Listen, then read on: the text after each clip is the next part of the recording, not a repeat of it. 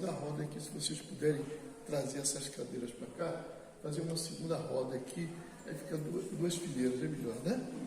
E o Júlio vai ficar aqui, vocês vão ficar olhando ele assim. Então, essas cadeiras aí. Tá ruim não. Tá ruim não, deixa assim mesmo. Uma segunda fileira. Isso, não fez duas.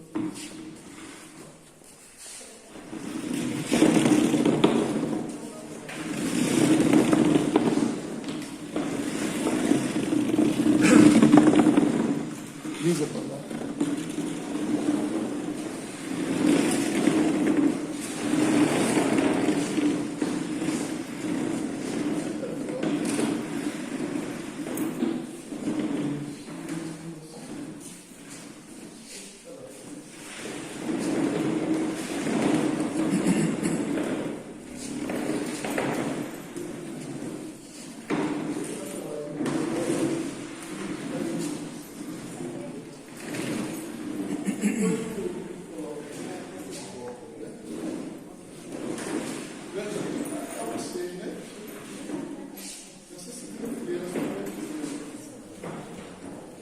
Paz, irmãos, bom dia.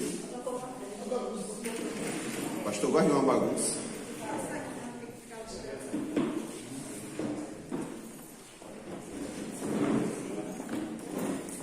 Não foi uma boa ideia mesmo, ficar assim mais, né? Antes de começar, só um detalhe aí sobre o que Jussara estava falando aqui. A gente tem que, de fato, insistir, né? Como o próprio pastor faz aqui todo domingo, a pregação é uma... tem uma palavra certa para isso, mas eu vou usar outra. É uma insistência, né? A que a gente continue, persista, faça o que é certo. Mas eu já de algum tempo, porque talvez, não sei se alguém pensa isso, mas talvez alguém pense assim, poxa, a Júnior está ali, tem pouca gente, não sei o quê. Eu não me importo com isso, não. Eu parei de me importar quando eu parei para pensar o seguinte: está aqui quem é para estar aqui, sabe? Não adianta a gente querer que esteja aqui um monte de gente que vai estar dispersa, vai estar pensando em outra coisa, que não queria estar aqui, sabe? Então, está aqui quem quer, está aqui quem ouve a voz do Espírito, está aqui quem entende a importância, né? É a mesma coisa quando eu dava aula de informática. Eu ficava torcendo para os meninos que não queriam nada não ir para a aula. Sério mesmo, ficava torcendo. Eu só queria que tivesse ali quem tivesse interessado, porque a pior coisa é dar aula para quem não quer aprender. É horrível, né? Agora, quando a pessoa está interessada, aí a gente dá com gosto, né? Então, graças a Deus que aqui estão os interessados. E com certeza outros ainda vão aparecer, né? Não quero dizer que são só vocês aqui também, né? Vocês não são só os bonitinhos. Tem outros que talvez não tenham conseguido vir, né? Mas, enfim, a gente sabe bem quem tem interesse e quem não tem, infelizmente. Bom, então, a gente hoje continua a nossa leitura de 1 Coríntios 15 e a gente vai continuar o assunto, né? Aquela leitura que a gente fez na semana passada foi basicamente uma introdução, né? Então, a gente vai ler hoje do 29 ao 44. Teoricamente era para ler até o final, mas eu achei que ia ficar muito longo, então eu dividi em duas partes essa leitura aí final. Então a gente vai ler do 1 Coríntios 15, do versículo 29 ao versículo 44. Deixa eu poder pegar o texto.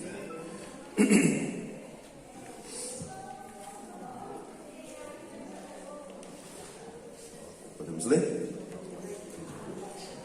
29 a 44. Então Paulo continua dizendo o seguinte: se não há ressurreição, que farão aqueles que se batizam pelos mortos? Se absolutamente os mortos não ressuscitam, por que se batizam por eles? Também nós, por que estamos nos expondo a perigos o tempo todo? Todos os dias enfrento a morte, irmãos. Digo isso pelo orgulho que tenho de vocês em Cristo Jesus, nosso Senhor. Se foi por meras razões humanas que lutei com feras em Éfeso, obrigado. O que ganhei com isso? Se os mortos não ressuscitam, comamos e bebamos, porque amanhã morreremos. Não se deixe enganar, más companhias corrompem bons hábitos. Recuperem a sobriedade de modo justo e não pequem. pois alguns não conhecem a Deus, e digo isso para a vergonha de vocês. Mas alguém pode perguntar: como ressuscitam os mortos? Com que espécie de corpo virão? Tolo! O que você semeia não nasce, a não ser que morra. Quando você semeia, não semeia o corpo que virá a ser, mas apenas uma simples semente, como de trigo ou de alguma outra coisa. Mas Deus lhe dá um corpo, como determinou, e a cada espécie de semente dá seu corpo apropriado. Nem toda a carne é a mesma. Os homens têm uma espécie de carne, os animais têm outra, as aves outra e os peixes outra. Há corpos celestes e há também corpos terrestres. Mas o esplendor dos corpos celestes é um, e o dos corpos terrestres é outro. Um é o esplendor do sol, outro o da lua, e outro o das estrelas. E as estrelas diferem em esplendor uma das outras. Assim será com a ressurreição dos mortos. O que é semeado em decadência é ressuscitado em imortalidade. O que é semeado em desonra é ressuscitado em glória. O que é semeado em fraqueza é ressuscitado em poder. É semeado um corpo natural, é ressuscitado um corpo espiritual. Se há corpo natural, há também corpo espiritual. Amém. Bom, então, como eu disse, né, na semana passada o que a gente fez foi uma introdução, né? Paulo começou a introduzir esse assunto de ressurreição, questionando porque alguns, né, estavam dizendo que não existe ressurreição.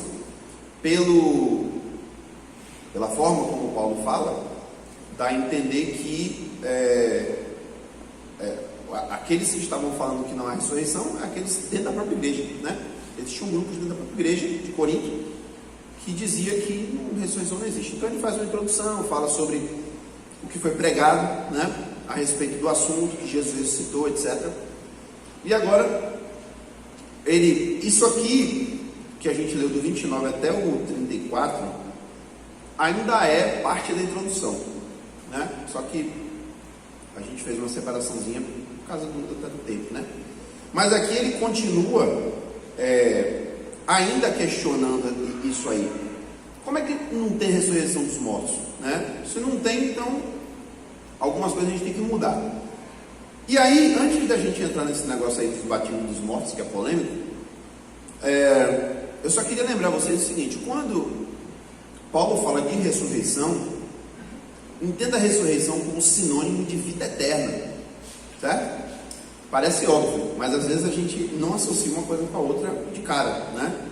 Então, Jesus falou muito sobre vida eterna, inclusive da promessa da vida eterna, e nos apóstolos a gente não tem muito essa expressão sendo usada, é usada menos, mas se fala sobre ressurreição, e a ressurreição é a vida eterna, né?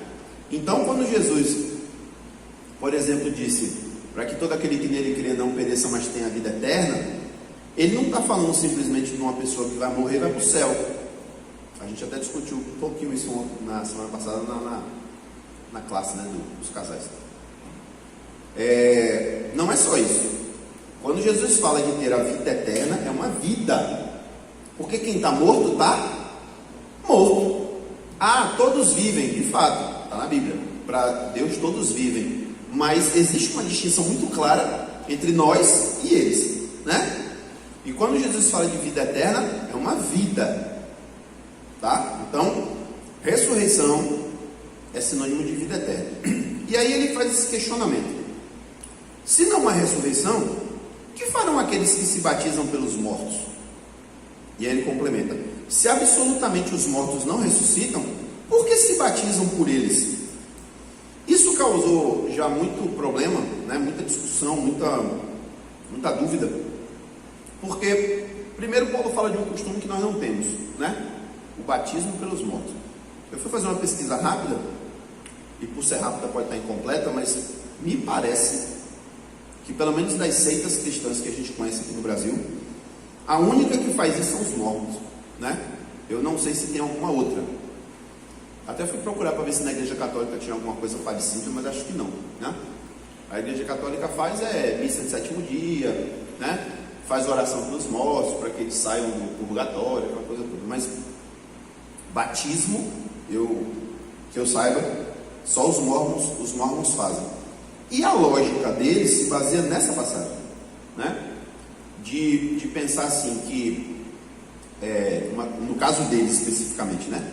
Eles pensam assim, o meu pai morreu, mas morreu sem se batizar, porque na cabeça deles lá tem lá um processo lá que eles fazem para dizer que a pessoa está salva. Então, eu vou me batizar pelo meu pai, já morreu.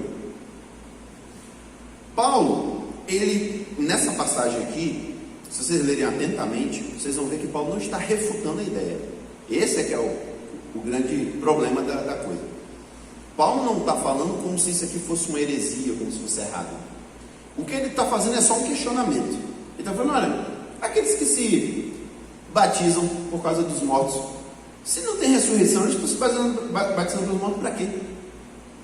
Ou seja, ele está trazendo um argumento, né, em cima de algum assunto, independente se ele acredita ou não acredita, se é certo ou errado, ele está questionando. Esse pessoal que se batiza pelos mortos,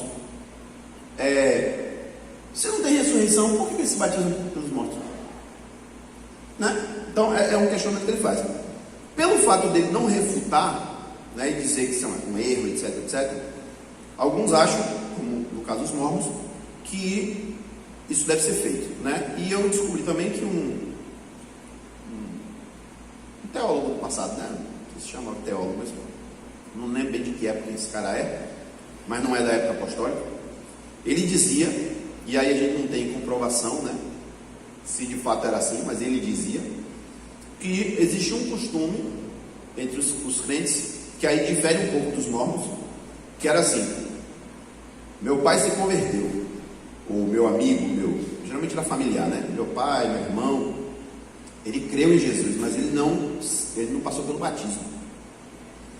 Então, alguns grupos cristãos entendiam que o batismo era importante e a pessoa não podia ficar sem o batismo. Só que a pessoa, tipo, o ladrão da cruz, estava lá na cruz, creu em Jesus, mas não foi batizado, né? Então, alguns grupos cristãos, o que eles faziam? Um membro da família se batizava em nome daquela pessoa que se converteu, para ela não ficar sem o batismo, né? Então ela se batizava pela pessoa, né? Eu acho que deve ser um pouco diferente dos mormons, porque os mormons acho que associam isso muito à salvação, né? Eu acho. No caso deles, não era a salvação, a pessoa já estava salva, mas era como se fosse um complemento de algo que ficou faltando, né? Isso é o que diz lá esse tal Crisóstomo, alguma coisa assim. Então a gente não sabe, não tem mais informações sobre isso, né? A gente não tem escritos extra-bíblicos que revelem muito isso aí. Mas eu vou dar a minha opinião, né? Pelo fato, aqui tem duas coisas importantes. O primeiro realmente é o fato de Paulo não refutar. Então ele não está interessado aqui nessa frase, porque ele está falando de quê? De ressurreição, né? Então ele não está interessado nisso que ele está falando aqui, de discutir se isso é certo, se é errado, refutar, falar que quem faz isso é doido. Ele não está preocupado em falar isso. Ele só está citando que naquele tempo já, entre os coríntios talvez, né? Eu acho que até que entre os coríntios talvez existisse essa ideia. Ele fala assim, esse pessoal aí como é que fica esse pessoal aí que se batiza pelos mortos, se não tem ressurreição? Então existe até um termo técnico para isso que eu não vou saber falar, mas ele está, independente de se a coisa é verdade ou não, ele está usando isso como um argumento para o que ele está falando, certo? É o primeiro ponto. O segundo ponto ele diz assim: se não há ressurreição, que farão aqueles que se batizam pelos mortos? Percebe como ele faz uma dissociação, né? Ele se desassocia disso. Existiam pessoas que faziam isso. Ele não estava entre eles, né? E provavelmente não também o público ao qual ele estava falando, né? Porque quando chega depois, no versículo 30, ele fala assim: também nós. Aí agora ele já fala de um grupo diferente, a qual ele faz parte, né? Então, a minha ideia, né, é que provavelmente existiam grupos dentro da igreja que faziam isso, e Paulo não tem interesse ou direcionamento de Deus para refutar isso, né? Até fiquei meditando sobre isso e pensando assim, na minha opinião, né, é um negócio meio nada a ver, porque gente sabe que o batismo em si não salva, né? O batismo é uma ordenança, ele tem um simbolismo, etc. Mas o que salva é a fé, não é isso? O batismo é como se fosse uma confirmação da fé, inclusive uma confirmação pública. Se uma pessoa crê e morre, ela não tem mais público para confirmar nada. Então, o batismo se torna desnecessário, né? Não há essa necessidade. Mas, ao mesmo tempo, eu penso assim, se alguns grupos, que não seria hoje, porque hoje a coisa é um pouco mais complexa, mas se naqueles dias alguns grupos estivessem fazendo isso, talvez Paulo tivesse olhado para isso e pensado, não faz, né? É uma bobagem, mas está pervertendo algo da doutrina? A doutrina de Jesus diz especificamente, não, a pessoa tem que estar viva, não sei o quê, né? Então, talvez Paulo não tivesse essa preocupação, ele não volta a falar desse assunto, ninguém mais comenta sobre isso, como eu disse, tem pouquíssima informação a respeito dessa questão. Então, acho que provavelmente era uma coisa menor que acontecia e que ninguém nunca se importou de refutar, né? Faz, você acha que deve fazer? Faz, não faz diferença nenhuma. Em relação aos mormons, eu não tenho conhecimento profundo da doutrina deles, mas se eles pregarem que é preciso o morto ser batizado por um vivo para ir para o céu, aí está errado. Aí já está pervertendo a doutrina, né? Porque a pessoa não precisa de batismo para ir para o céu, a pessoa precisa crer, né?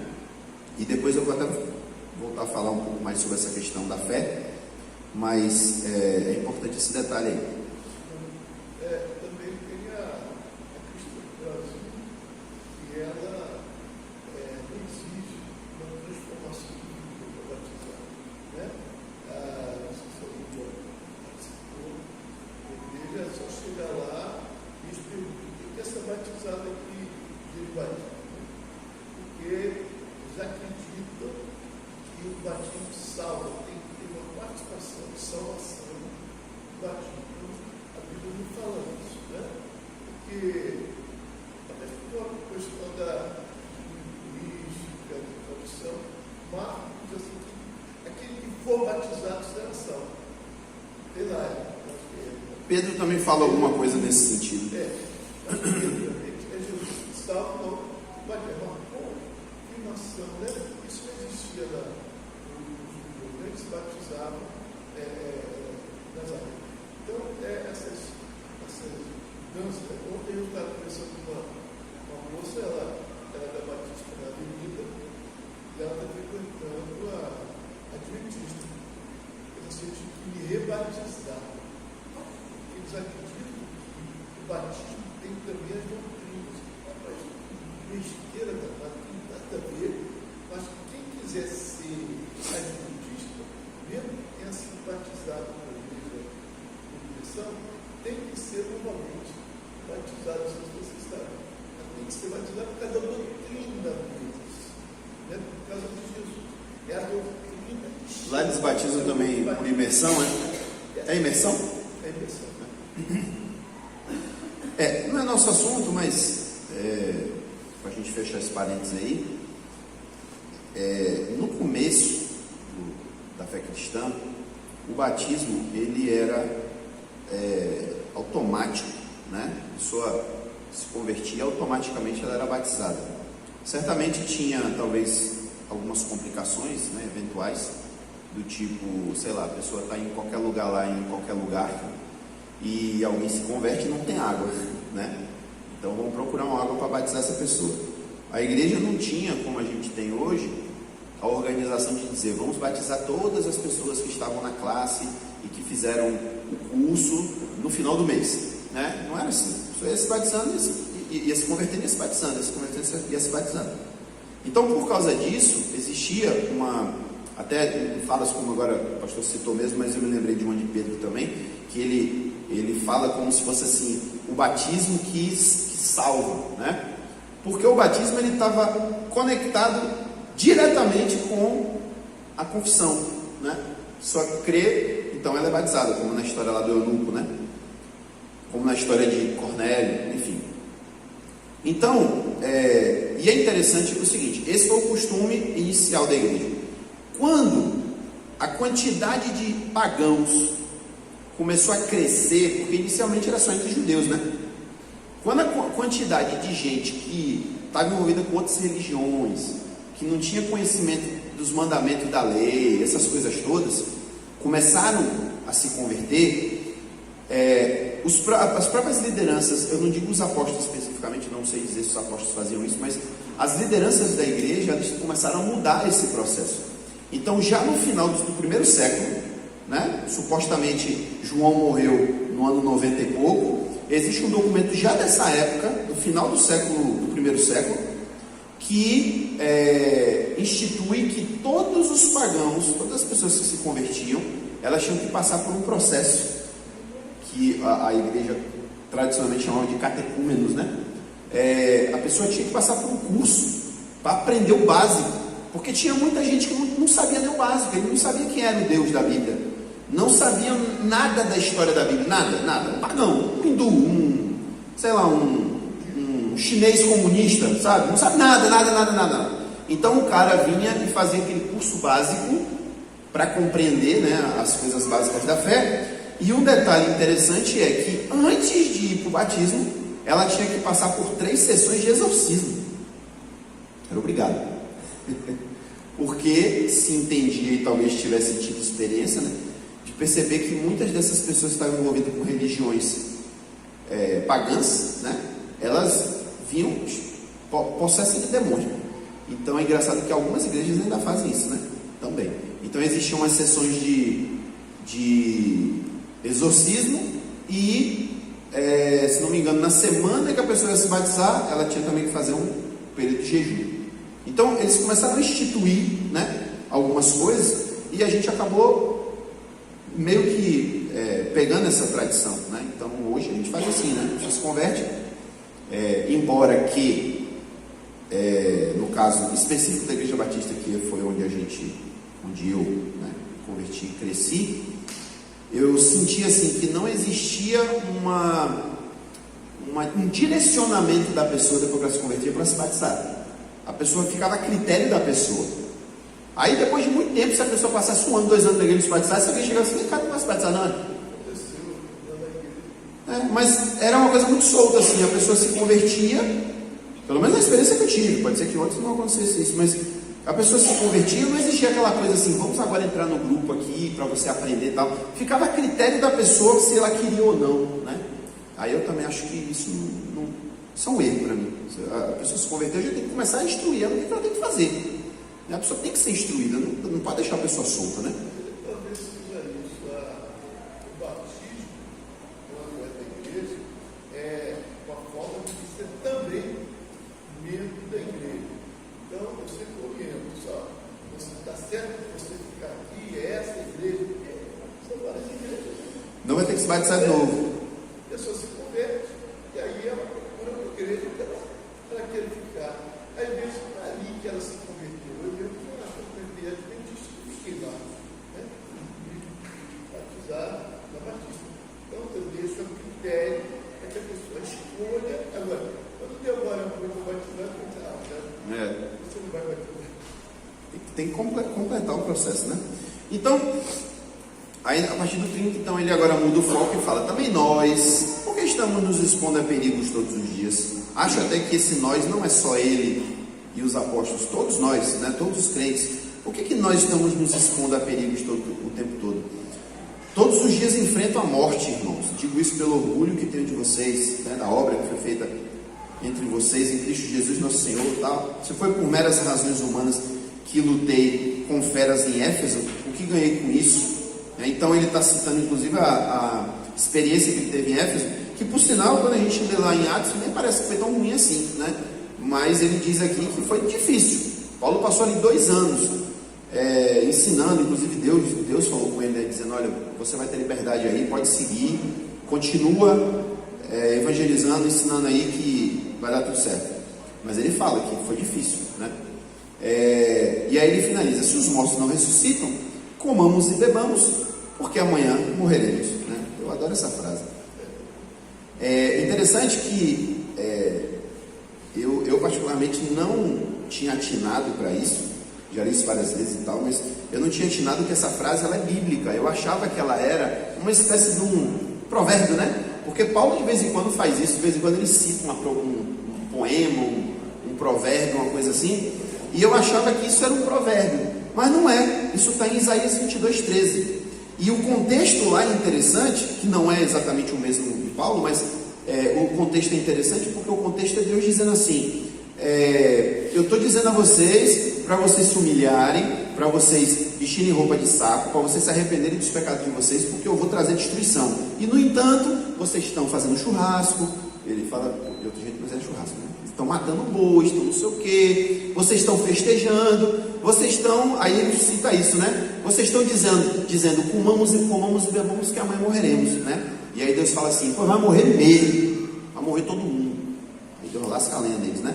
Então ele está citando isso meio que para dizer, ó, se não tem ressurreição dos mortos, então vamos viver a vida, porque é só isso, né? Se a gente não vai ressuscitar um dia, então é isso aqui mesmo, é só isso aqui mesmo, então vamos curtir, né? Vamos viver intensamente, porque depois não tem mais nada, né?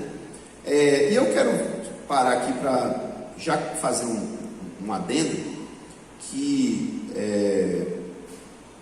é o seguinte: a gente tem, e eu vou bater nessa tecla sempre, porque a gente, quando é ensinado, eu até fiz um curso esses dias sobre o negócio de finanças, e o cara falou assim: quando você é ensinado de uma forma, você tem que fazer uma desprogramação daquilo que você foi ensinado, porque é incrível como, principalmente depois de um tempo, né, depois de uma idade, de uma certa idade, aquele negócio que você aprendeu, por mais que alguém diga, não é assim, é diferente, aquilo persiste na sua mente, né? E às vezes suplanta aquela coisa certa que você aprendeu, o errado continua lá dentro.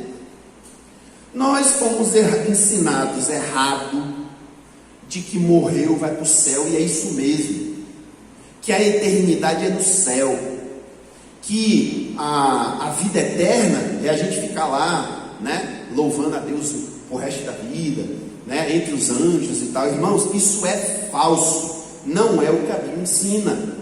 Isso foi talvez um resumo, como é que chama? É um resumo mesmo, né? Alguém resumiu um dia a história e contou assim, e começou a ser ensinado isso. Não é. E veja o que Paulo está falando aqui. Olha só, presta atenção. Ele está falando de ressurreição, correto? Ressurreição tem a ver com salvação necessariamente? Não.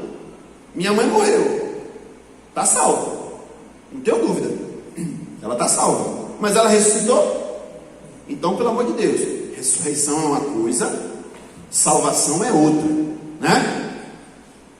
Aí varia um pouco esse entendimento, mas eu entendo que hoje minha mãe, salva, está na presença de Deus no céu.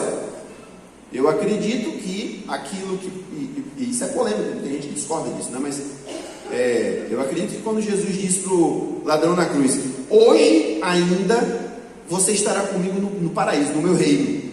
Então eu acredito que Jesus está prometendo a ele o seguinte: você não vai ficar num lugarzinho lá no Hades, você não vai ficar num lugar esperando, você não vai ficar tipo dormindo numa antessala do céu. Onde eu estiver, você vai comigo. Hoje eu vou pro Pai e você vai comigo. E o ladrão na cruz está lá agora com Jesus. Eu acredito nisso. Se o ladrão na cruz está lá, minha mãe também está lá, minha avó também está lá, né? Então, esse pessoal que morreu e está lá na presença de Deus é uma coisa. Ressurreição em vida eterna é outra coisa, certo? Como eu falei no começo, ressurreição, existem dois, um é um entendimento, o outro é um equívoco. As pessoas associam ressurreição, principalmente os espíritas, à reencarnação. Eles dizem: não, reencarnação está na Bíblia, Jesus falou o tempo todo de ressurreição. Opa, peraí, são coisas diferentes. Reencarnação é a ideia de que eu vou morrer e eu vou voltar a viver de novo. Parece que é a mesma coisa, só que na teoria, né, da ideia lá da reencarnação, eu vou voltar como outra coisa. Inclusive eu posso voltar não apenas como uma mulher, por exemplo, mas eu posso voltar como um cachorro. Se eu não fizer as coisas certas aqui, eu vou receber um castigo, vou voltar como um chimpanzé. Altamente provável, né? Ou como um boi. Isso é reencarnação. Ressurreição é eu vou morrer e eu mesmo vou voltar a viver. Eu não vou voltar outra pessoa. Eu não vou voltar outra coisa. Eu vou voltar Júnior, Jorge Júnior. Vou ter outro nome, né? Jesus disse que a gente vai ter outro nome. Na Apocalipse você fala. Mas vai ser eu. Não vai ser outra pessoa. Então, você vê que só na aparência parece que é a mesma coisa, mas não é. É igual Denorex. Lembra de Denorex? Parece, mas não é, né? Então, aí eu quero ressaltar o que o Paulo está falando aqui. Ele está dizendo, em outras palavras, né? Se não tem ressurreição, então, meus irmãos, vamos comer, vamos beber, porque a vida é só isso e amanhã a gente morre e acabou tudo. Mas peraí, se o cara morre em Cristo e ele já está com Deus, já não é uma coisa boa, né? Por que Paulo fala isso? Porque Paulo dá a entender que se não tiver ressurreição, nada vale a pena, nada tem sentido. A gente não precisa nem se preocupar com nada, a gente tem só que viver a vida mesmo e acabou. Então você percebe a distinção que Paulo está falando aqui entre aqueles que morreram, independente de Cristo ou não, né? Estão lá, morreram, e a ressurreição. A ressurreição é um passo importantíssimo de todo o processo. A gente já tinha visto isso na aula anterior, quando Paulo diz que se não tem ressurreição, nós somos os mais miseráveis. Como assim, Paulo? Como é que eu posso ser o mais miserável de todos se eu, quando morrer, vou para o céu? Pô, queridinho, você não entendeu. Não é só isso. Tem mais. O processo completo não é esse. Aí tem uma passagem na Bíblia, eu lembrei agora aqui, não lembro onde é. Acho que é Paulo, se não é Paulo, é Hebreus, que fala assim que através de nós, olha só o que ele está dizendo. Obviamente que o nós dele é eles lá daquele tempo, né? Mas ele fala assim: para que através de nós, aqueles santos do passado fossem aperfeiçoados. É um negócio enigmático isso. Ele meio que diz assim: o que aconteceu aqui agora no nosso meio, né, na nossa época, está aperfeiçoando Abraão, Davi, Isaías. Como? Se eles já estão salvos, já estão com Deus. A ressurreição. Porque Jesus precisava vir para completar o plano de Deus. E se Jesus não ressuscitasse, o plano de Deus não ia estar completo. Ia ficar lá as almas tudo vagando no céu, né? Sem corpo, sem nada. Talvez fosse bom, né? Não tá lá com Deus. Mas assim, faria mais sentido a ideia de que, tem um nome para isso, né? Essa teoria religiosa, que morreu, a gente volta para Deus, né? Então, vou morrer, então eu vou deixar de ser eu e vou voltar para Deus, vou entrar em Deus de novo. Já viu essa ideia? Ou seja, eu não vou viver mais, eu vou simplesmente entrar em Deus de novo e ficar em Deus, voltar para Deus, né? Mas não é o que a Bíblia ensina. A Bíblia ensina que todos os mortos em Cristo, até os que não estão em Cristo, mas especificamente os em Cristo, estão esperando o momento da ressurreição, onde vão assumir corpos, né? Corpos físicos. E a gente vai ver mais sobre isso aqui. Aí ele no 33, 34, ele finaliza essa parte aí, dizendo: não se deixe enganar, más companhias corrompem bons hábitos. Recupere a sobriedade de modo justo, não pequem, pois alguns não conhecem a Deus, e digo isso para vergonha de vocês. Então ele está falando isso aqui o quê? As más companhias são justamente esses que estavam falando que não tem ressurreição, né? São justamente esses que estavam pervertendo a doutrina. E aí eu quero abrir um outro parênteses aqui para dizer uma coisa importante em relação a isso. Já que o pastor me deu ousadia para ensinar aqui, então eu falo as coisas sem medo, e depois você vai e lê a Bíblia e vê se está certo ou está errado. Mas irmãos, vocês conhecem a palavra dogma, não conhece? Dogma. Sabe o que significa um dogma? Alguém não sabe o que significa um dogma? Acho que todo mundo sabe, né?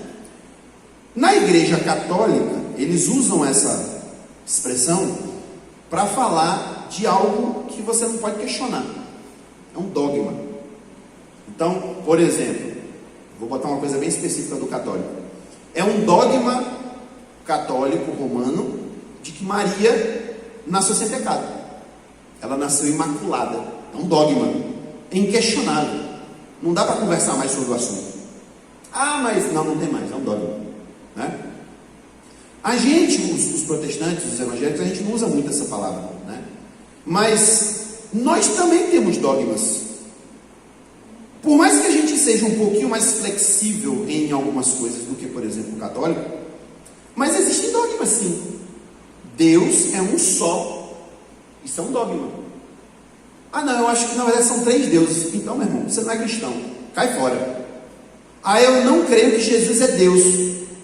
Não, vou melhorar. Isso aí é polêmico, né? Eu falei isso aqui semana passada. Eu não creio que Jesus é o Filho de Deus. Jovem, então o que você está fazendo aqui? Porque a Bíblia diz claramente que ele é o Filho de Deus. É um dogma. Não dá para questionar.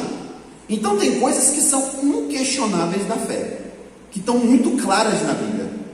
Tudo aquilo que está muito claro na Bíblia e que, se você discutir a loucura da sua cabeça, isso é um dogma. Agora, existem coisas que não estão claras. Arrebatamento. Quando é que vai acontecer o arrebatamento? Está claro na Bíblia quando é que vai acontecer? Não está. Os 2 lados aí, ou 3 que tem que dar sua opinião, acha alguma coisa lá para dizer, alguns mais fracos, outros mais fortes, né? Mas acha lá margem para trazer discussão. Ah, pode batizar pelos mortos? Ok. Isso aqui dá base para gerar discussão, porque não existe um ensino claro dizendo, gente, não se batizem pelos mortos, que isso é heresia. Não pode. Não tem. Então algumas coisas na Bíblia, de fato, são questionáveis, elas são discutíveis, dá para a gente discutir, né? Dá para a gente discordar, outras coisas não. Mas quando a Bíblia diz que Deus não concorda com você, a abominação para ele, consultar os mortos. Não tem nada a ver uma coisa com a outra. No caso do batismo pelos mortos, até que os próprios mormons praticam, eles não conversam com os mortos. Eles simplesmente fazem um ritual, né? De dizer, olha, o pai do rapaz aqui não foi batizado, a gente agora vai batizar ele em nome do pai. É isso que eles fazem. Mas não existe uma consulta aos mortos. Ô, pai do fulano de tal, você aceita ser batizado? Aí alguém tem, não tem isso. Entendeu? A consulta aos mortos é espiritismo, né? A pessoa vai lá e fala, eu quero falar com meu pai que morreu e não sei o quê. E aí o espírito vai lá e começa a dizer, inclusive vai lá debaixo da cômoda, eu deixei cair um negócio lá, e a pessoa, meu Deus, é meu pai mesmo, estava lá escondido. Rola dessa, né? Então, não vejo como uma coisa a outra não, mas vamos focar aqui no que eu ia falar. Paulo está dizendo que a ressurreição, ela é um dogma. Cristo ressuscitou. É por isso que lá na aula anterior ele brigou muito com isso aí. Irmãos, não é possível vocês estarem dizendo que Cristo não ressuscitou, que não há ressurreição, porque se vocês disserem que não há ressurreição, então Cristo não ressuscitou. E se Cristo não ressuscitou, fecha as portas. Não tem mais fé cristã. O cerne da fé cristã é a ressurreição. Tem até um filme, não sei se alguém já assistiu, não lembro o nome do filme agora, que a história é assim, que alguém descobre um túmulo, escavando, né, fazendo arqueologia, descobre um túmulo que ninguém nunca tinha achado lá em Israel e descobrem lá um negócio que supostamente seria a urna funerária de Cristo. E aí fica uma guerra, né, do alto escalão da Igreja Católica para poder matar todo mundo que sabia daquilo ali. Porque se descobrisse que Jesus, até isso, né, essa mentalidade eles têm, se descobrisse que Jesus não ressuscitou, acabava a Igreja Católica. E aí no final das contas rola um bocado de história, eu não vou contar, né? Não gosto de dar spoiler, mas eu não lembro como o filme acaba, na verdade. Mas a ideia é essa, né? Então Paulo está dizendo, é um dogma, não tem discussão. Se você não crê na ressurreição, você está indo contra a doutrina. E é o que ele está dizendo aqui, ó. Cuidado, não se enganem. As más companhias, por que ele está falando de más companhias aqui? Né? Minha mãe sempre fala essa frase para mim, fora de contexto, né? Mas ela queria me ensinar, pessoal, cuidado, olha o que a Bíblia fala, ó. Inclusive nas versões mais antigas não fala companhias, fala conversações, né? As más conversações corrompem os bons costumes. Cuidado com quem você anda. Mas é isso mesmo que ele está falando. Ele está dizendo, cuidado com quem vocês andam. Porque se vocês ficarem andando com esse povo que está falando essa besteira aí, né? A sã doutrina que vocês têm vai ser pervertida. E ele chega a usar uma expressão engraçada. Ele fala: recuperem a sobriedade, vocês estão bêbados.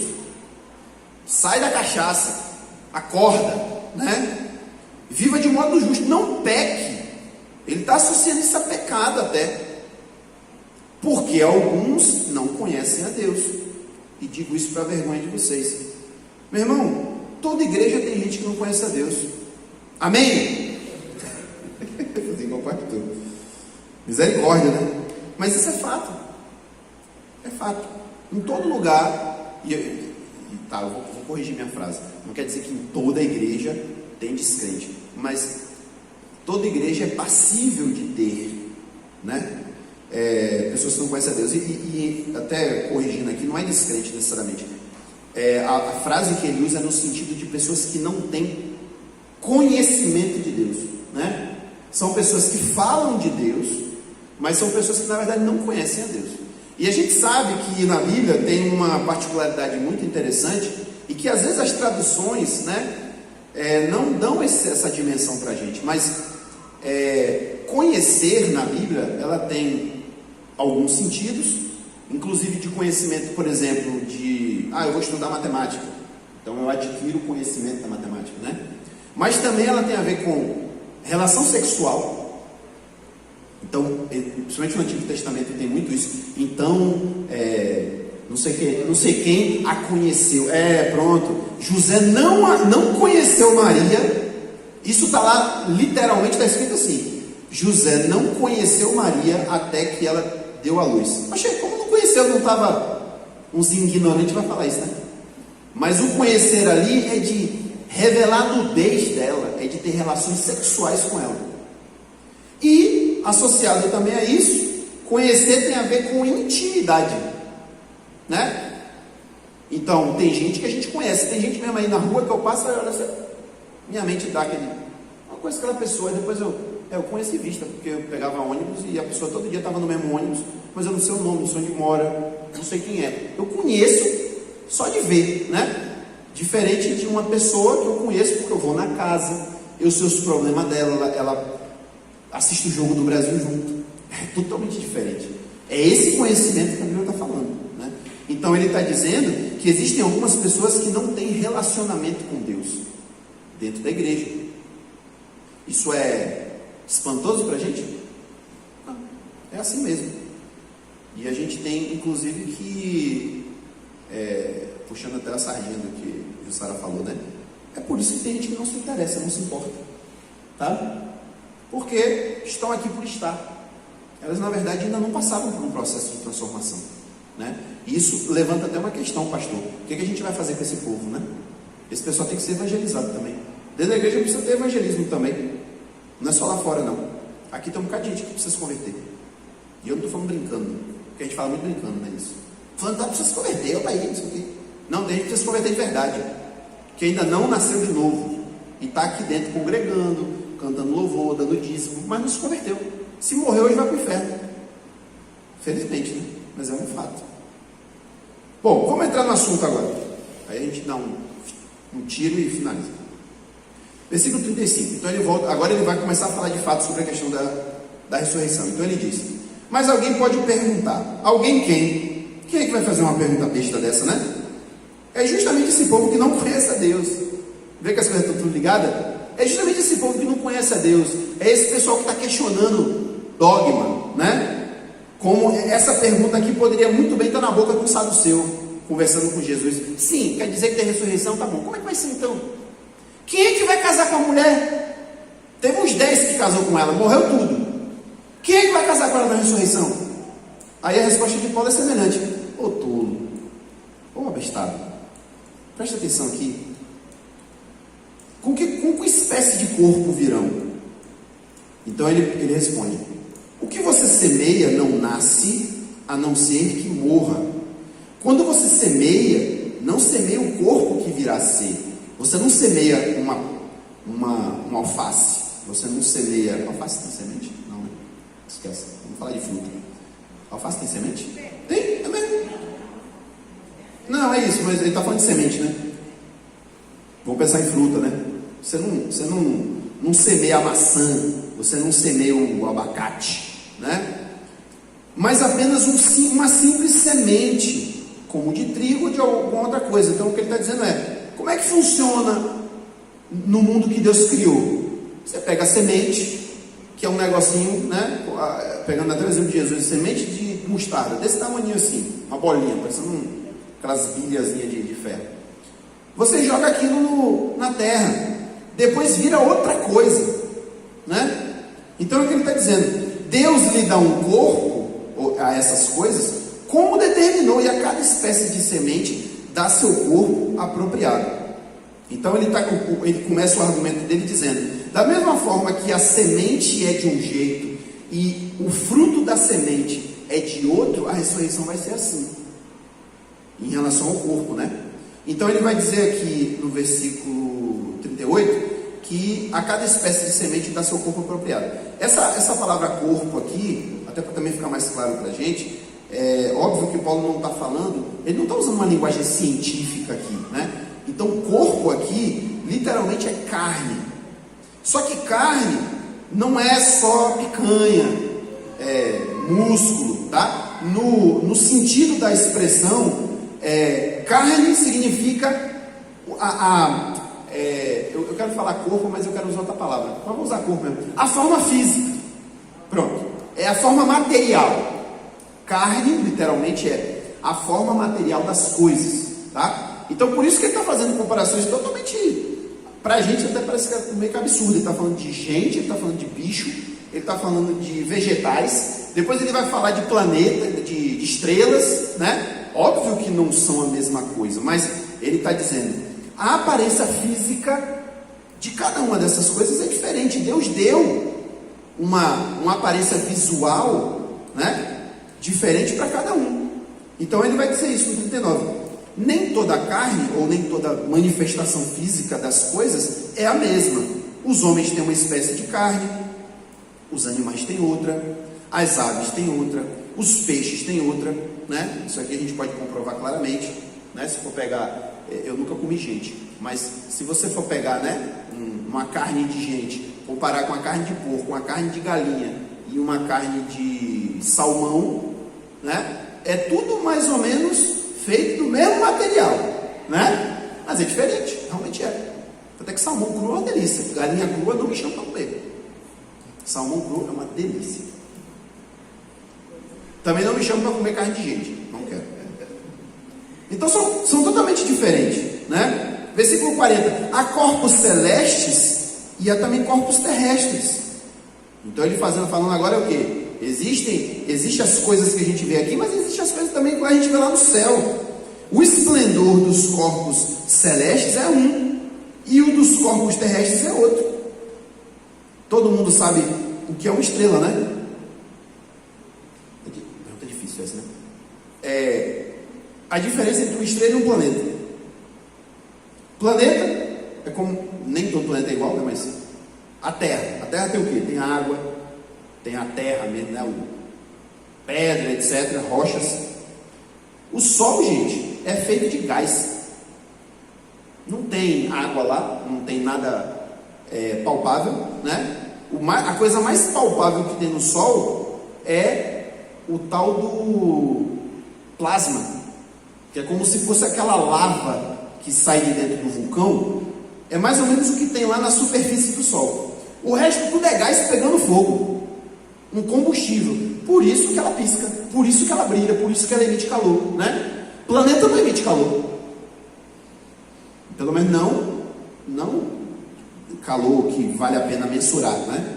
Mas o Sol, ele emite tanto calor que o Sol está a uma distância estúpida da Terra. Se a gente sair daqui, pegar uma nave espacial e for para lá, você vai levar dias para chegar no Sol, se não mais, né? Não sei a distância certa, mas muito, demorar para caramba para chegar lá. Fica no sol, num dia de verão, de boa ali, só, oh, que maravilha esse sol, né? Eu mesmo não posso fazer isso de jeito nenhum. Começa a ficar todo vermelho. Você vê o poder do sol, né? Então, é disso que Paulo está falando. Aqui as coisas são desse jeito. Vai lá ver como é que é o sol, né? Paulo tinha conhecimento de ciência também.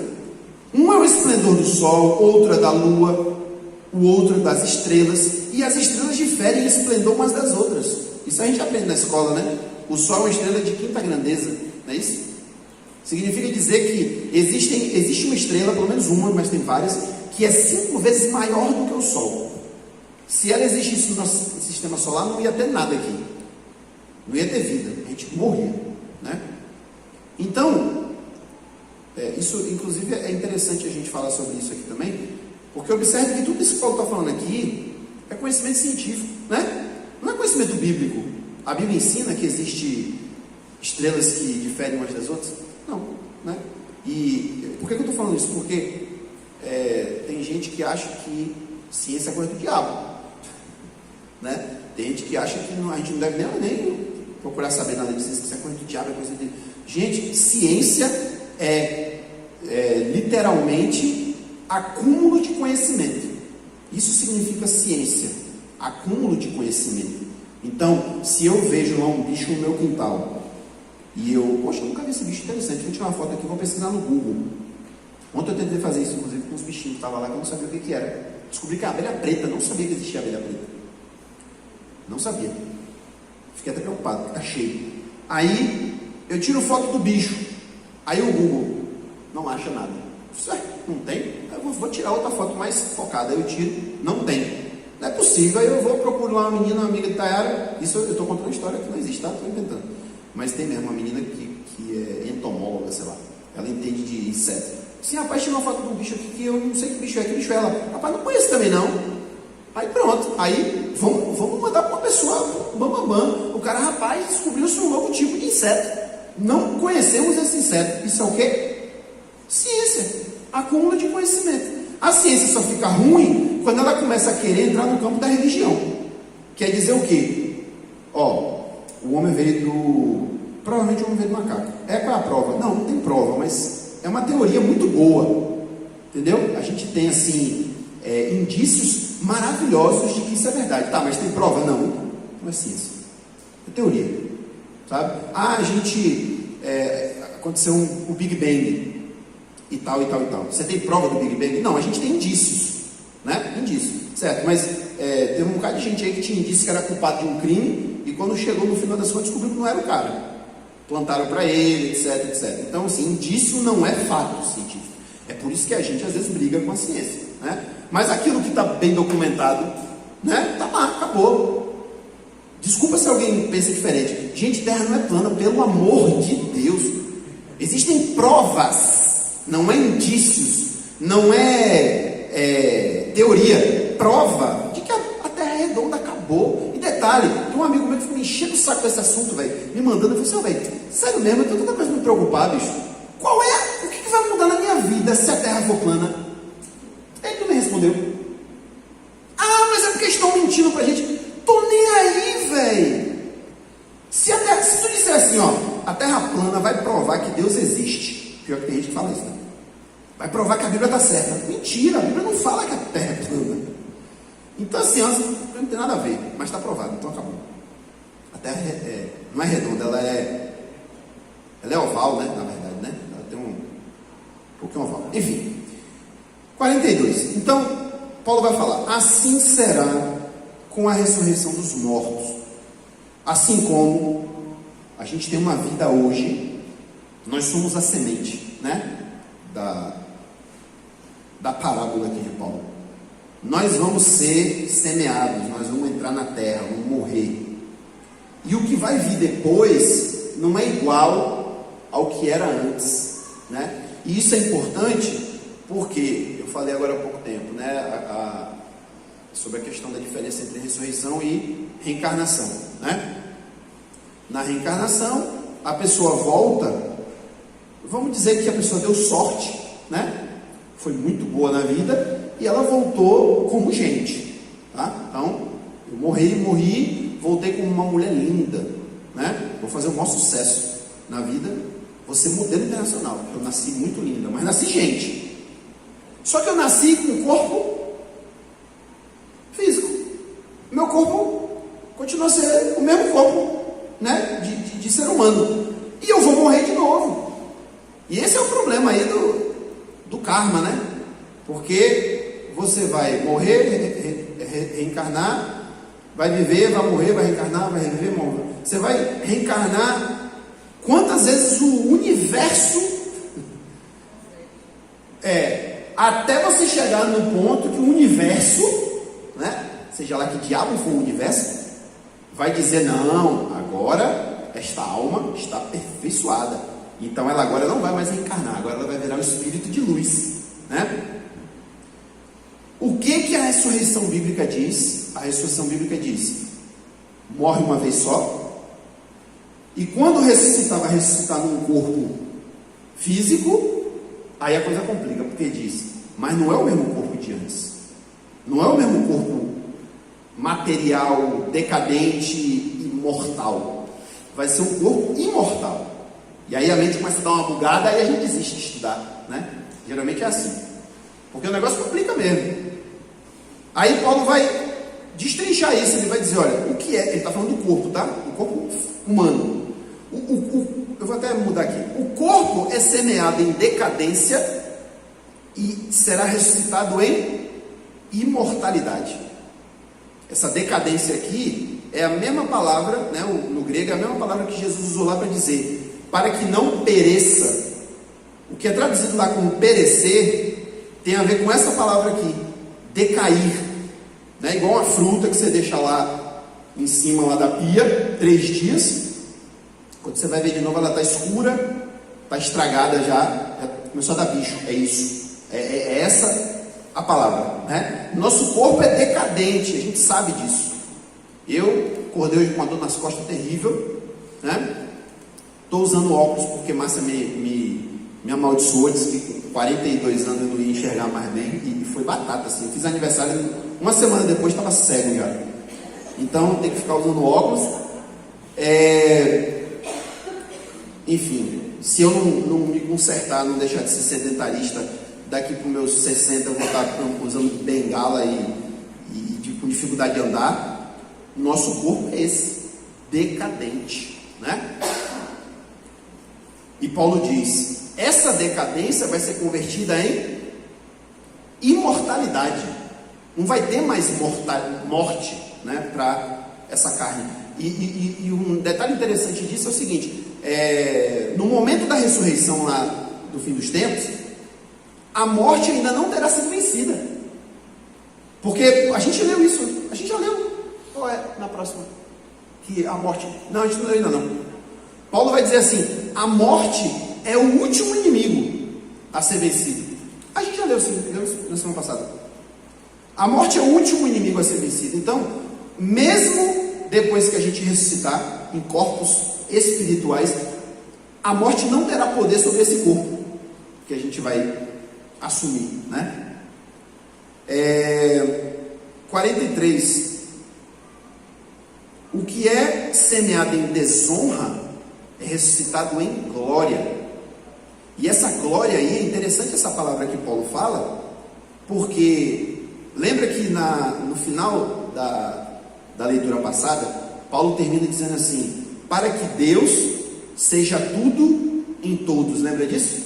Ele fala que quando chegar no final de tudo mesmo, no final, no ponto final aí de toda a história humana,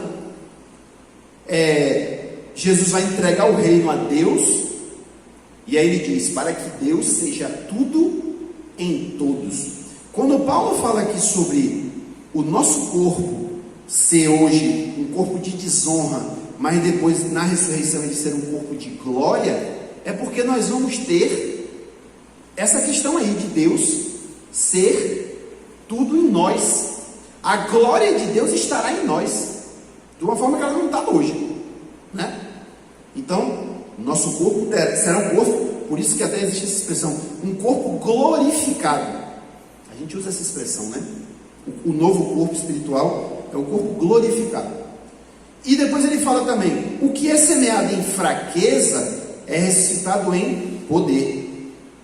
Então, nossas fraquezas humanas, né, vão ser convertidas em poder. Aqui também a gente faz um paralelo com coisas espirituais, porque os anjos são chamados anjos poderosos, né? A gente sabe que os anjos têm poder, e por causa disso, os próprios demônios, que são ex-anjos, também têm poder. E Paulo está dizendo que o nosso corpo espiritual, ele terá também poder de Deus nele. Aí assim, não dá para a gente viajar demais nisso, mas eu vou falar disso daqui a pouco, mas quando a gente compara, quando a gente vê as coisas que Jesus no seu corpo espiritual podia fazer, a gente já começa a ter um vislumbre disso, né?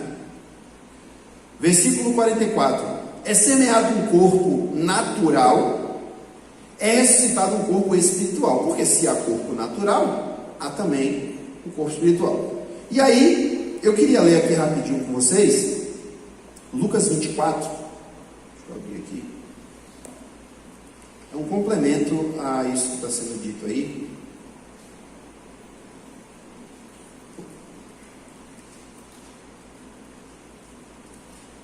Está aberto aqui, eu esqueci. Eu vou ler os versículos 36 a 43.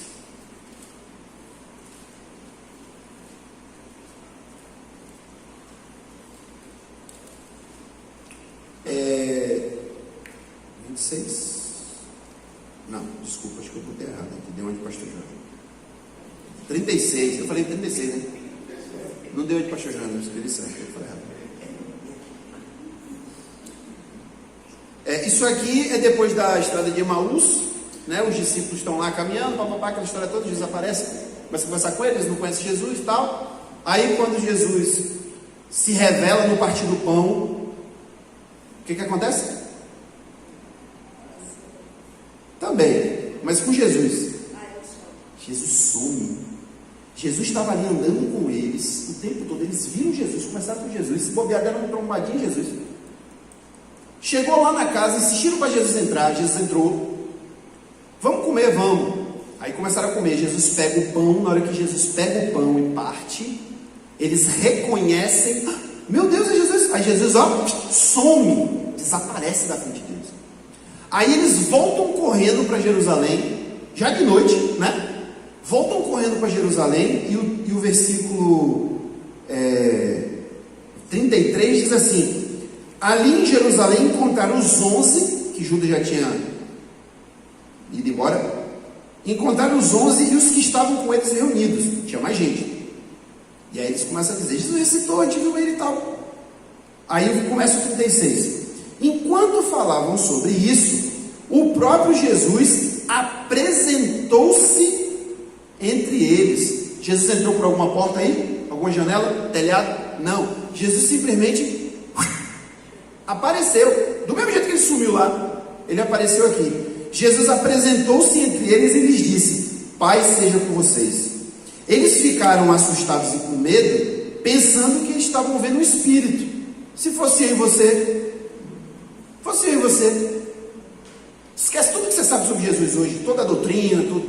Se fosse com você, velho, você saia correndo, dava um pinote, começava a acreditar em fantasma. Eu não acredito, mas se eu ver, eu vou começar a acreditar, achando que era um espírito. Aí Jesus vira para eles no 38 e diz: por que vocês estão perturbados? Eu acho que Jesus é meio sarcástico às vezes, né? Acho que isso aqui é uma piadinha de Jesus. Acho que Jesus está meio que fazendo uma piadinha com os discípulos. Perguntar por que eles estão perturbados e por que se levantam dúvidas em seus corações, né? Eles estavam completamente ignorantes para tudo. Eles não estavam entendendo a ressurreição. Jesus falou isso com eles, mas eles não entenderam. E eles continuavam sem entender. Eles viram Jesus ressuscitar morto. Eles viram Jesus ressuscitar morto. Eles viram Jesus tirar Lázaro 3 dias da tumba. Mas é diferente. Lázaro saiu todo enfaixado, tiveram que tirar, papá, e talvez não tenha morrido ainda, mas depois Lázaro morreu, né? Mas o cara do nada aparecer na frente dele assim. Aí onde vem aí, ó. Preste atenção no que Jesus diz no versículo 39. Primeiro ele fala: vocês estão achando que eu sou um fantasma? Por que vocês estão perturbados? Vejam as minhas mãos e os meus pés. Estava lá, né? O furo dos pregos. Sou eu mesmo. Então aqui você já começa a perceber o seguinte: quando Jesus fala, olhem os pregos, sou eu mesmo, não é só pelo fato deles estarem espantados, porque do nada apareceu um cara lá. É porque esse cara não estava muito parecendo Jesus. E eu vou provar a vocês que isso é verdade, daqui a pouco. Ele fala, sou eu mesmo, olha para aqui minha mão. Hã?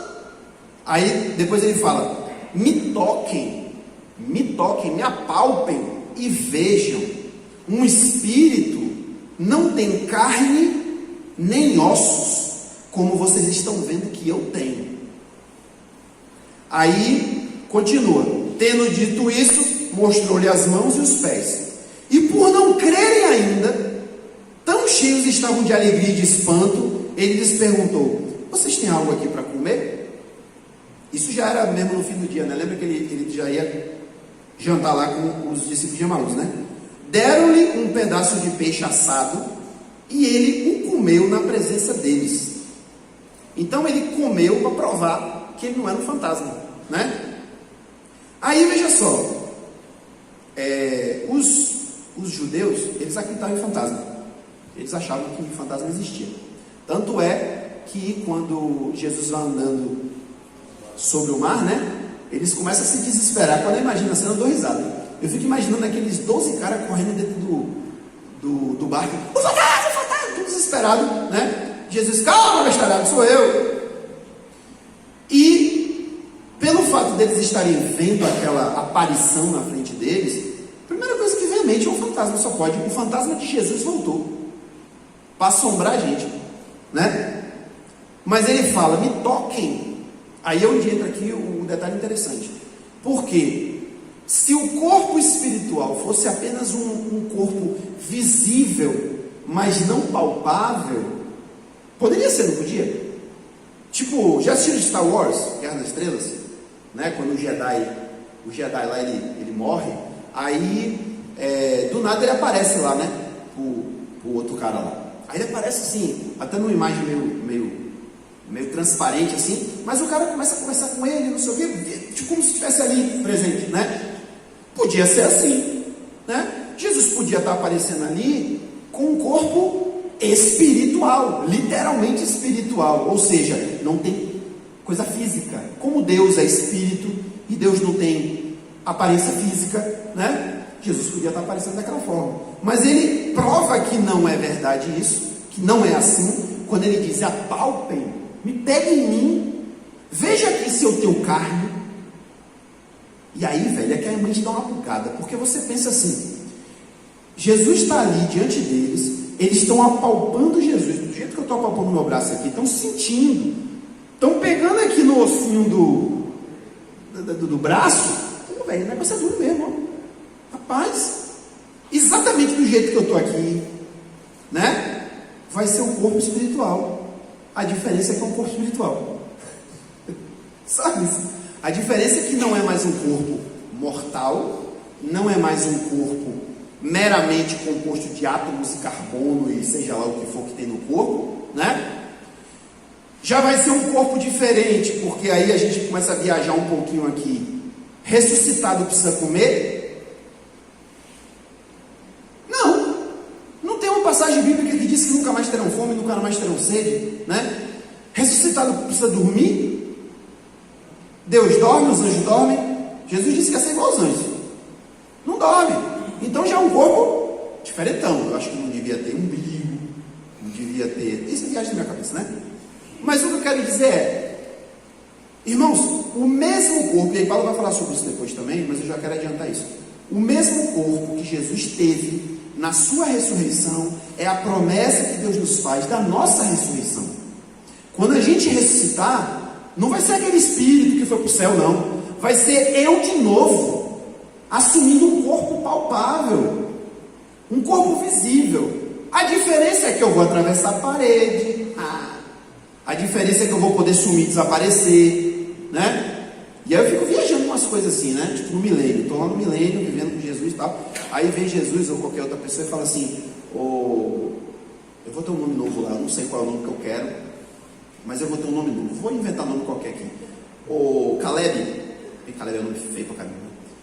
Caleb, eu preciso que você vá lá agora em Jerusalém para resolver um negócio lá para mim. Beleza, eu não vou pegar transporte nenhum, não vai ter carruagem de fogo não, não vai ter moto a jato espiritual não. Eu simplesmente vou desaparecer e vou aparecer lá.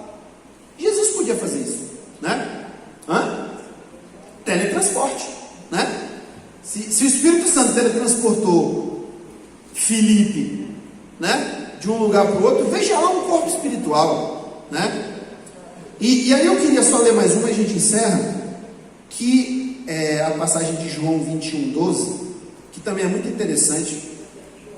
João 21:12.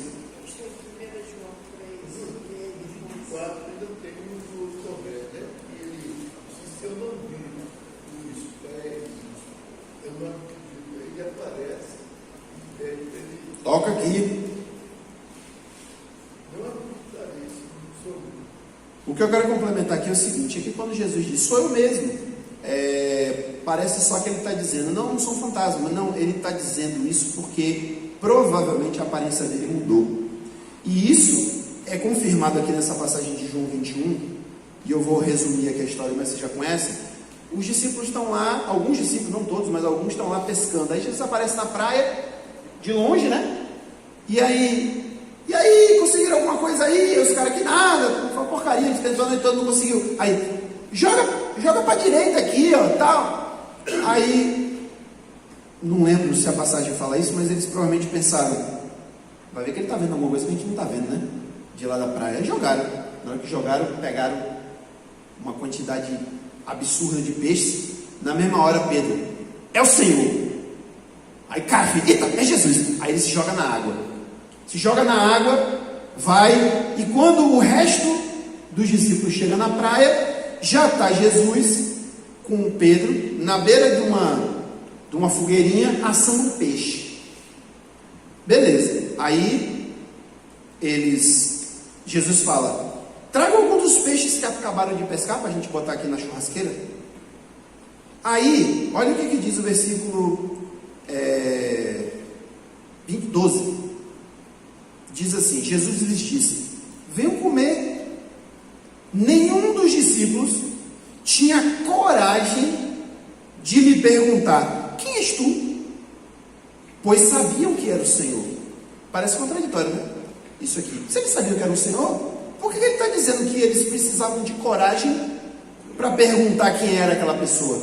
Se eles sabiam quem ele era. Então percebam, eles sabiam que era Jesus por causa do milagre, por causa talvez da fala de Jesus, por causa das, né, como a história do partir do pão, né, reconheceram quando ele partiu o pão, mas não reconheceram ele durante 1h e pouca de viagem, andando, conversando, olhando para ele no olho, não reconheceram ele. Aqui acontece a mesma coisa, né, eles não reconheceram o Jesus, mas sabiam que era ele, né, então, o que isso revela também, irmãos? E aí, talvez seja notícia para algumas das pessoas aqui, que são feias, ou que se acham feias, a gente vai ressuscitar lindo. A gente vai ressuscitar lindo. Mas entenda, lindo, não entenda lindo da forma aí como a irmã está rindo. Não é dizer assim, porque eu sou assim, vou ressuscitar parecendo um Rodrigo Hilbert, ou sei lá, não é isso. Você vai ressuscitar num corpo aperfeiçoado.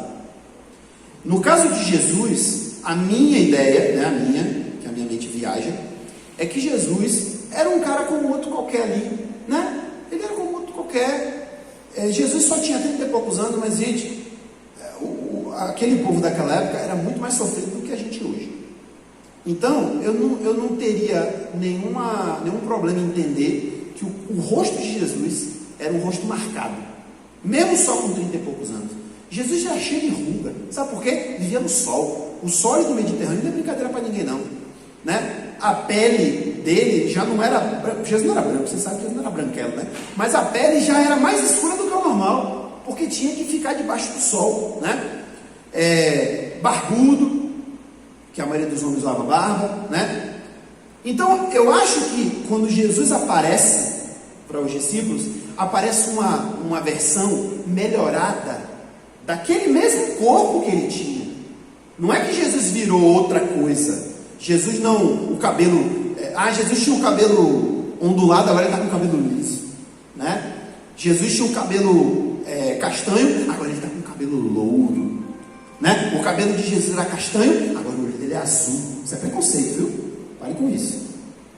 Não, era o mesmo Jesus, só que o corpo dele estava melhorado, estava aperfeiçoado. Então, por causa disso, os discípulos olhavam para ele e falavam assim: será que é ele mesmo? Está diferente, tem alguma coisa diferente. Então, isso para mim é maravilhoso. Eu estou falando isso aqui parecendo que até estou fazendo piada, mas eu acho isso fantástico, de perceber que não apenas nós vamos receber um corpo novo, né? Um corpo espiritual para viver a eternidade, mas a gente vai receber um corpo melhorado, um corpo aperfeiçoado. Se a pessoa puxa da perna, não vai puxar mais. Se a pessoa tinha um defeito genético, não vai ter mais, né? Se a pessoa precisou de repente até fazer uma reconstituição facial ou qualquer coisa do tipo por um defeito ou por outro, Deus vai restituir o corpo perfeito. Vai ser a mesma pessoa, mas vai ser perfeito, né?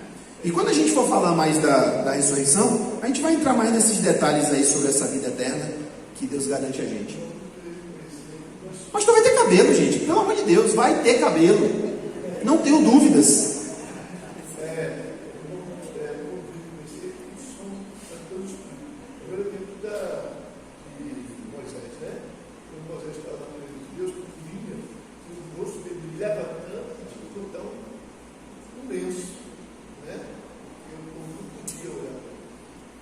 Pois é. Então é isso. Durmam hoje com esse pensamento. Essa passagem aqui de 1 João 3 diz assim: amados, já somos filhos de Deus, mas Ele ainda não nos mostrou o que seremos quando Cristo vier. Sabemos, porém, que seremos semelhantes a Ele, pois o veremos como Ele realmente é. Tá vendo? E todos que têm essa esperança se verão como Ele é. Então seremos semelhantes a Ele. Exatamente.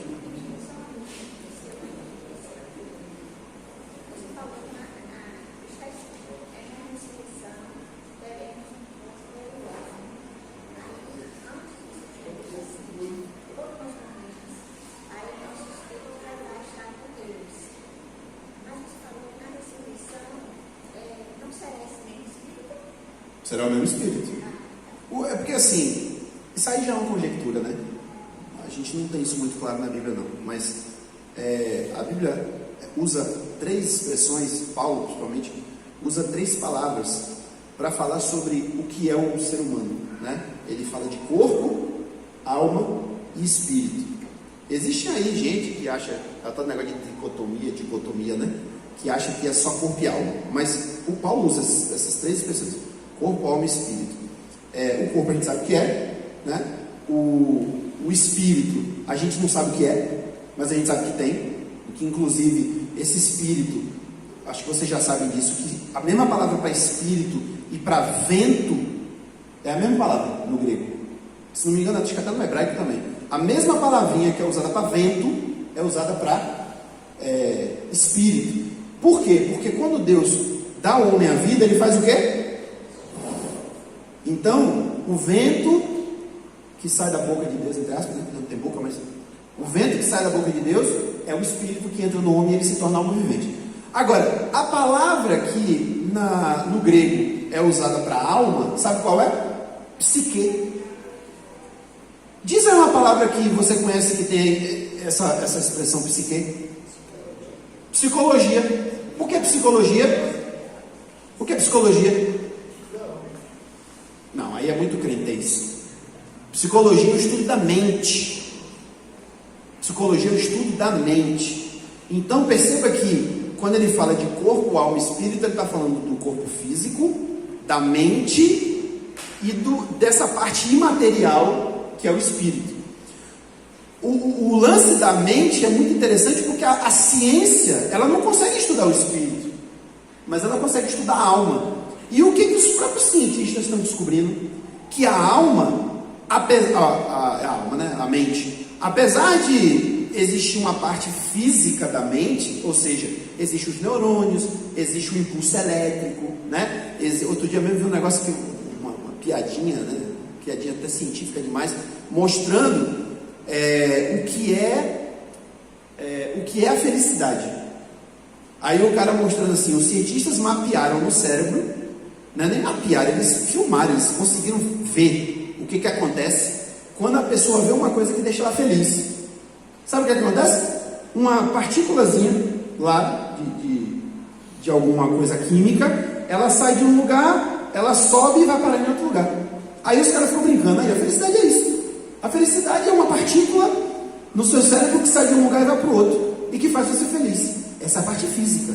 Só que os cientistas já estão dizendo, a mente também tem uma parte que não é física. Porque já fizeram um estudo com várias pessoas, tem um cara que é especialista nisso, ele é cético, ele não é crente, mas ele diz assim, eu já fiz experiência com mais de 100 pessoas que tiveram experiência de quase morte. A pessoa teve uma parada cardíaca, ou sei lá o que, ficou lá 5 minutos, né? Tem um limite, né? Não lembro bem qual é, mas ficou não sei quanto tempo lá, tentando ressuscitar a pessoa, então, depois a pessoa voltou. Muitas dessas pessoas relataram coisas que elas viram. Então, de dizer, por exemplo, assim, as mais simples diz assim, eu vi quando os médicos estavam tentando ali me ressuscitar. Outros são mais loucos ainda, que diz assim, eu me vi ali na maca, né, fazendo o negócio, eu saí da porta, vi o hospital, fui até não sei aonde, depois eu voltei e apaguei. Foi quando ressuscitaram a pessoa. Então existem vários relatos desses. Então o que a própria ciência está dizendo? A mente não é só a parte física, a mente tem uma parte imaterial. Então quando a Bíblia fala de alma e espírito, os dois estão intimamente relacionados. Porque a mente tem uma parte física, o cérebro, etc, etc. Só que existe alguma coisa aqui dentro que é o seu eu, é você. Então assim, e aí a gente entra no negócio da ressurreição, né? Eu tenho uma personalidade, minha mulher tem outra, e meus filhos têm personalidades semelhantes a nós, mas não são iguais, né? Então a gente fica vendo essas coisas e percebe assim, rapaz, interessante, né? A pessoa já nasce, eu viajo nisso aí, eu me empolgo com esse assunto, eu acho interessante. A pessoa já nasce com algumas características, né? Porque não é possível que uma criancinha que não sabe falar, não sabe ler, não tem nem consciência de que está viva ainda, ela já demonstra que ela tem algumas características que a outra não tem.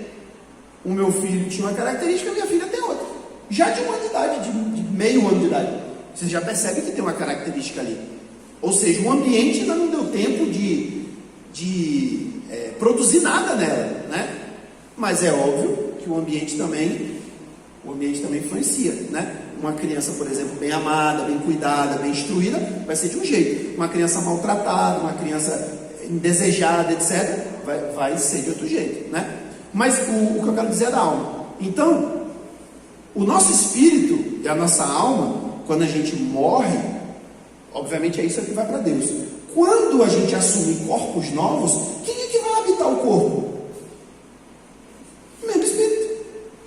Porque é aquela história, né? Isso é bíblico.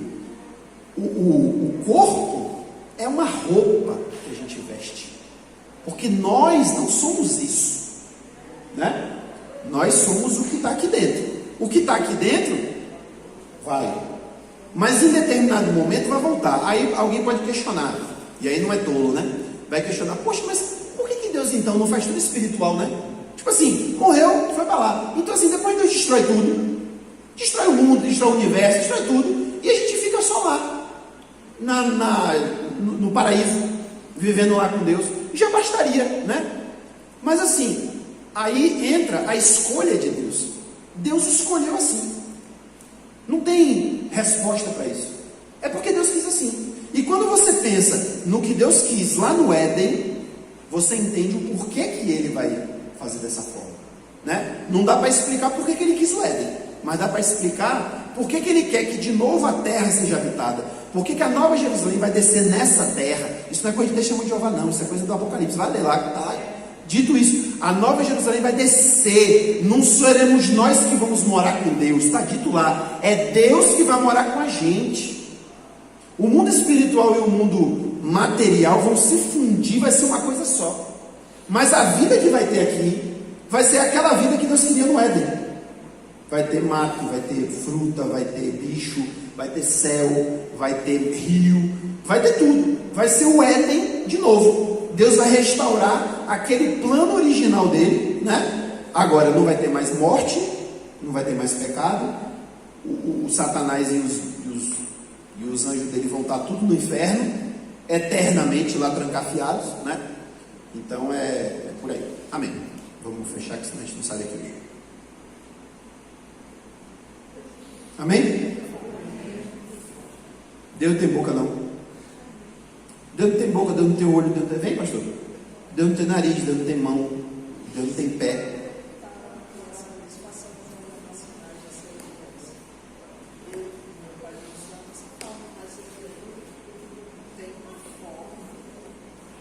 Deve ter uma forma, mas... Porque assim, quando a gente fala de boca, de mão, de não sei o que, a gente está falando do que a gente vê fisicamente, né? Mas assim, num ambiente espiritual, vamos pensar assim, por exemplo, rapidinho, só um exemplo bem horrível que eu vou dar aqui agora. Digamos que uma pessoa, ela tipo aquele Stephen Hawking, né? Ele tem uma doença que não pode mexer mão, não pode mexer perna, não pode fazer nada. Mas se esse miserável for um mutante, telepata, ele não precisa de pele, não precisa de mão, não precisa de nada. Ele, com a mente dele, ele pensa: vem cá, controle remoto. Aí o controle remoto flutua na frente dele, muda aí pro canal da Globo. Aí muda pro canal da Globo. Aí ele precisa ir no banheiro. Aí ele flutua, vai no banheiro. Tá entendendo o que eu tô falando? Deus, ele pode fazer o que ele quiser. Deus é todo poderoso. Para que Deus precisa de mão? Para que Deus precisa de olho? Para que Deus precisa de boca? Agora, como é que Deus existe lá no céu? Aí. Mas isso Deus, onde é que está o pé de Deus, meu amigo? Cadê o pé de Deus? Alguém já se bateu com o pé de Deus? Estava andando do nada e ai, rapaz, eita, o pé de Deus. Não, isso é linguagem poética, né? É óbvio que isso é linguagem poética. A teologia chama isso de antropomorfismo, né? A gente atribui a Deus algo que a gente pode se relacionar. Então, se a gente falasse assim, então Deus estendeu as suas vertentes, que acha isso? Eu não falo essa língua. Tá bom, traduz para a mão. Deus estendeu a sua mão. Entendeu agora? Mas não quer dizer que necessariamente Deus tem uma mão com 5 dedos. Sabe? Então assim, como é que Deus existe? E detalhe a gente herda isso, essa ideia, esse conceito, do próprio judaísmo. Porque o judaísmo dizia, quando Deus diz, não faça nenhuma representação de Deus, é porque Deus não se parece com nada do que pode ser representado. Bicho é um exagero, mas nem homem. Não podemos fazer representação de Deus como homem, porque Deus não é homem. Deus não se parece com um homem. Deus não pode ser comparado à forma física do homem. Agora, como Deus existe lá, aí não sei, só chegando lá para ver, né? E eu acho que nós humanos não estamos hoje preparados para isso. É por isso que Moisés, quando pede, né? Ô Senhor, deixa eu ver tua glória. Aí você não sabe o que você está pedindo, não. Porque nenhum ser humano pode me ver e viver. Vai ser fulminado, exterminado, igual bomba atômica. Meu pó. Aí mas chega a tomar um susto. Aí ele fala, mas já quando a minha glória passar, você vai ver assim as costas da minha glória. Mas não é assim que acontece?